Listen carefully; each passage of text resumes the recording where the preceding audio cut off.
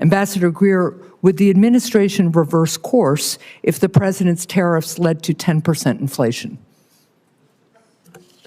Senator, the president is fixed in his purpose. This trade deficit and the offshoring and loss of manufacturing jobs is something that's persisted for too long, and it's dangerous. I understand your justification for the policy, even though there are some very contradictory justifications coming out of the administration. But my question is, what's the inflation rate where you guys would reverse course? 10% inflation that I just asked you about, that is higher inflation than we saw at the peak of the COVID economic crisis.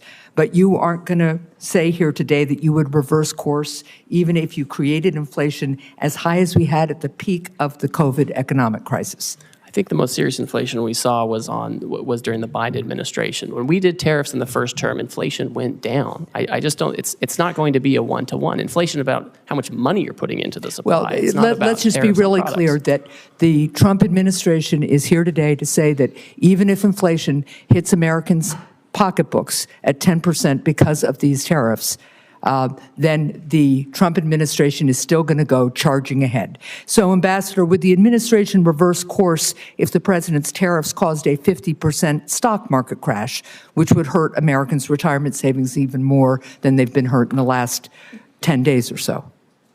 Senator, the fundamentals of the economy are so strong. We had 228,000 jobs last month.